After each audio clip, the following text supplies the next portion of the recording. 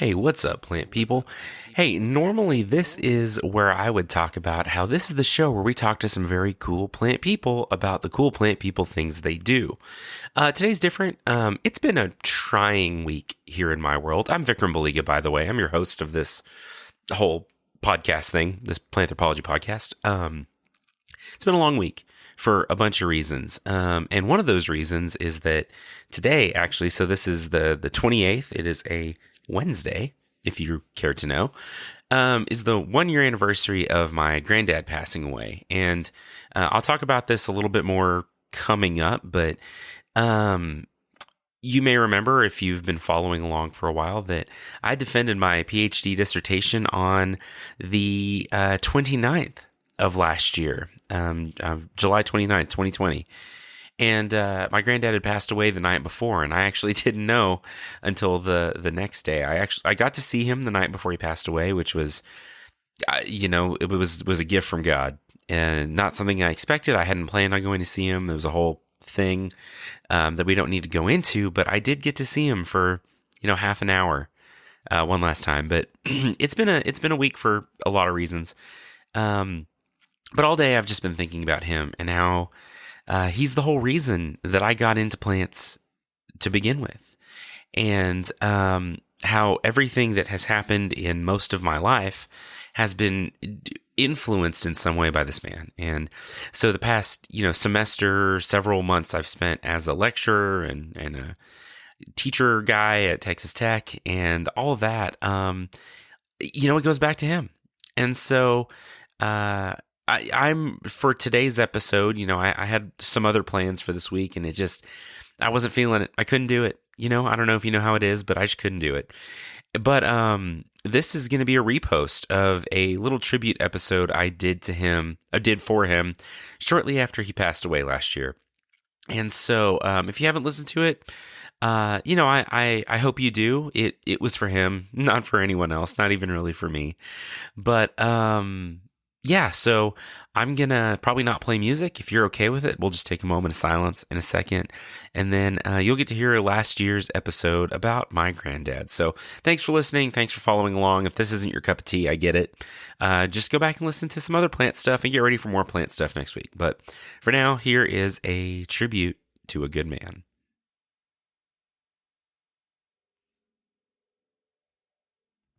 All that is gold does not glitter. Not all those who wander are lost. The old that is strong does not wither. Deep roots are not reached by the frost. Hey, plant people. It's Vikram Baliga, your host for the Planthropology podcast, and we're going to do something a little bit different today. Originally, you were supposed to be hearing our first deep dive episode with my friend Hallie from the One to Grow On podcast, where we talked about local foods and some of the things surrounding local food webs and the local food industry. But if you and don't worry, you'll still hear that. That'll come out next week on the 11th. But if you follow me on social media, either through the podcast or personally, you've seen that, or you may have seen that we just lost my grandfather this past week on Tuesday the 28th in the evening at the age of 88. And it was actually just before I defended my PhD dissertation. I did that the afternoon of the 29th, which, by the way, I passed. So hooray for that. That was pretty exciting and exhausting, and it was a very long day. But so, yeah, I didn't actually find out that he had passed away until the day after my defense on the 30th in the morning. And, my family made the decision that they should just hold off on telling me because of everything else going on with school and with defending and all that, which I, very much actually appreciate, because I don't know how well I would have gotten through it otherwise. But so because of that, and because if you've been listening to the show for a while, you've heard that he really was the inspiration for me going into this field and for my love of nature and plants. And so I wanted to take the opportunity to spend just a few minutes, and really this will probably be pretty short, talking to you about him a little bit. So he was born, his name was Raman Joshi, or Dr. Raman Joshi, and he was born in 1932 in India. And, grew up, went to medical school, married my grandmother. I don't know if that order is completely right, but he would tell me stories about being a boy in the 30s in India and in the 40s during World War II and during the British occupation or the near the end of the British occupation of India, and all kinds of crazy stuff about goats and cobras and, riding and chasing goats and running away from cobras and jumping off of rooftops and all kinds of stuff that I like to believe was all true. And then, went to medical school, practiced in India for a while, and then moved his family. So himself, my grandmother, my mom, and my uncle to the States in the early 70s, where they lived in Virginia for a few years and then moved here to Lubbock, where he worked at a hospital. My mom went to Texas Tech University, where I work now, actually, and they've lived here ever since in the same house that I grew up in. My mom and I lived with my grandparents till I was about 10, or most of my life until I was about 10, and so the home that I grew up in is still the home that he lived in up until he passed away, and that my grandmother still lives in. So for the past 40 some odd years, it's been this sanctuary and this refuge for me. And I remember as a kid, Lubbock's grown a lot in the past decade or two, and as a kid, our backyard, you would open up the back gate and it was cotton fields. And the 6-lane or 7-lane road that runs behind it now was just a 2-lane country farm road. And so I remember growing up with him and going out the back gate and walking across the street and hitting golf balls into the this little playa lake, this little seasonal lake that was out there, and finding animals and horny toads and turtles and whatever else was back there, and just growing up kind of in what felt like, I don't know. Well, I think I always thought of it. Oh, we live on a farm. We didn't live on a farm. We lived kind of near a farm, but in my head, that as a 4, 5, 6-year-old, we lived out in the country in the middle of nowhere and all of that. But so I apologize a little bit if this ends up being a rambling few minutes for you to listen to, but I'm just kind of thinking through my thoughts and still dealing with my thoughts about all of this and my life. But so he was a doctor.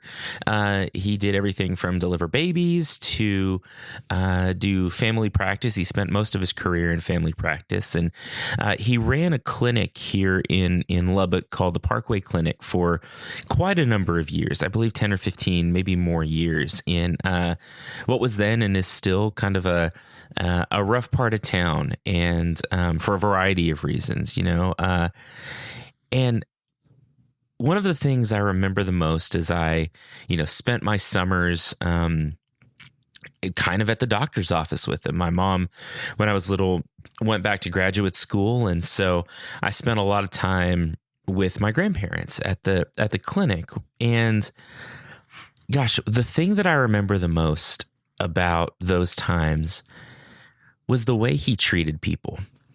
And it's still stuck with me all these years later.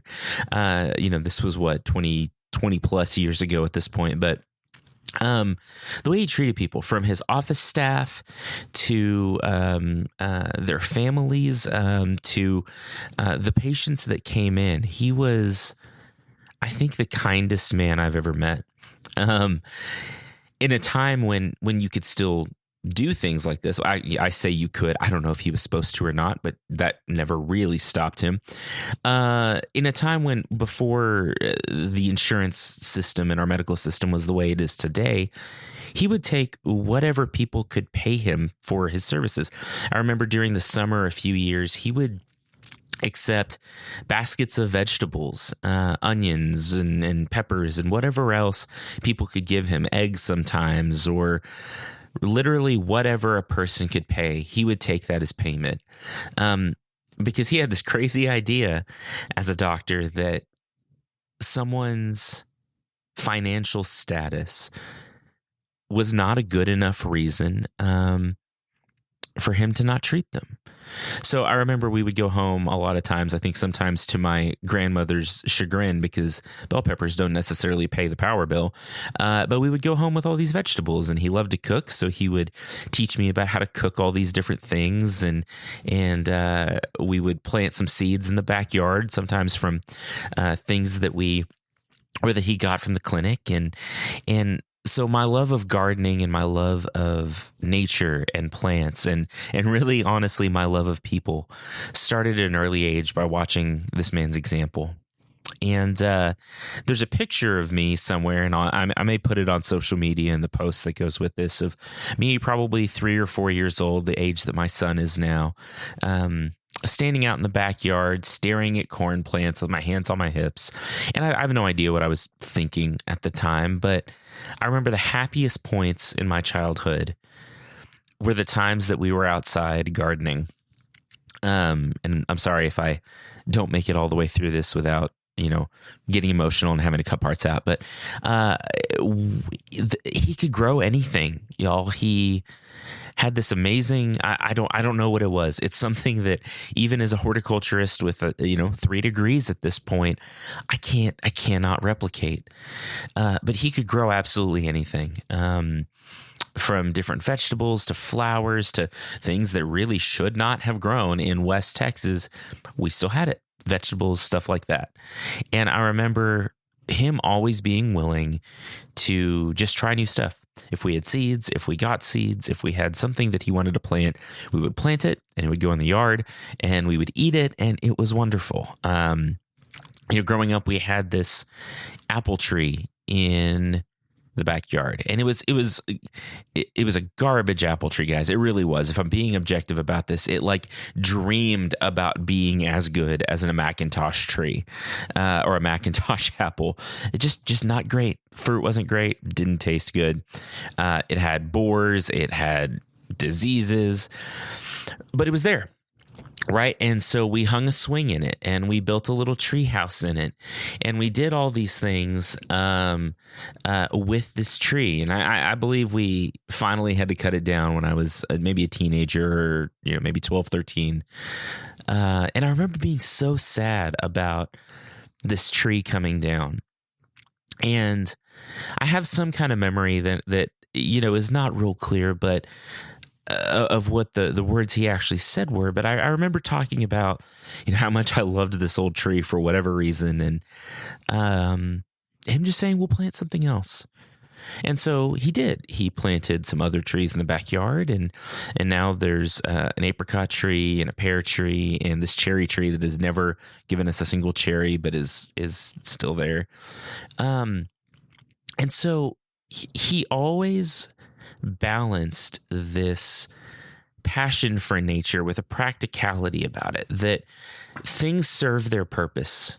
And at some point, maybe those things don't serve their purpose anymore, and we treat them with respect and we love them still, but it's okay for them, for an old apple tree that's falling apart and that it doesn't give us apples anymore and won't hold up a swing. It's okay for that to come down, because new life can start in its place. Something new can come up where it was. But so I think that's where my love of gardening. No, I don't think. I know that for a fact. That's where my love of gardening came from, because that's what we did. We would go outside and we would garden and we would sit on the swing and just talk for hours sometimes. And I remember just a few weeks ago, and I this just as an aside, I actually got to see him Monday before he passed away, and that was, maybe not, without going into any detail, not in the best circumstances, but I got to see him and spend some time with him and talk with him one last time, and that's something that I will always value. But I remember just several weeks ago, we were sitting in the backyard, and he was mostly wheelchair bound over the past few months, and he hadn't really been outside in a while. So we wheeled him out back, and I picked apricots off the tree with my mom, and then we just sat and talked for a little bit about our memories of the garden. And excuse me. And some of his short-term memory wasn't as good as it once was, but he still remembered all those times too. And there's something about connecting with nature and connecting with the people we love that sticks with you. And so there's some things he taught me over the years, and I just wanted to share those with you very quickly. Some things about life. I think we have a very strange and very maybe perverted image of what strength is and what it means to be strong. But what he always showed me was that strength comes from a lot of places, and courage comes from a lot of places. It's standing up for people that need it, whether you're accepting onions and bell peppers and tomatoes for medical care, or I never saw him get angry except when it was at someone else's on someone else's behalf. He was generous with his time and his money, but he was also generous with the way he approached life, right? So if someone was wronged, if he thought that someone needed to be taken care of and they weren't, those were the only times I remember really seeing him getting angry, when he was defending someone else. And so when we talk about strength, he showed me that kindness and compassion and integrity and ingenuity were such wonderful paths to strength and to real power in life. And ingenuity, he could fix anything, and he did. And it wasn't always like, right, quote unquote, when it was done. I remember being a kid and him being like, "Oh, I can fix your toy," and then getting it back and being like, "This does not look like it did before it broke, but it worked." And so he was very clever, very creative with his solutions. I remember for a long time we had an old TV that held up our new TV, and I think when I asked him about it and said, "Well, why don't we get a TV stand?" he was like, "Well, that's what that is. That is a TV stand. It's a stand that is holding up the TV." I'm like, well, I guess I can't argue with that. He taught me that there were so many things that go into being a good person. He never said any of these things. He didn't have to. He lived it.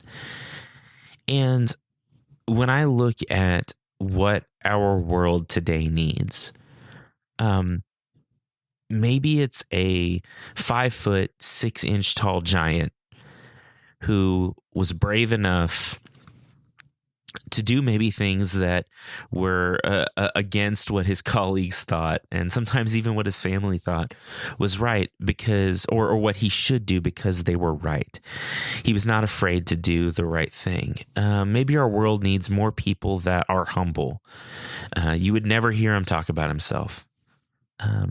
His accomplishments were what they were. He was an athlete. He played soccer and tennis, and he loved to watch sports. He even ran a 5K in the 70s with an Olympian, and all these things. And he never talked about them because they were things that he accomplished that he didn't need to tell anyone about. That accomplishment was enough in and of itself. But he would tell anyone about his family and about the things that we did and the things that we'd accomplished.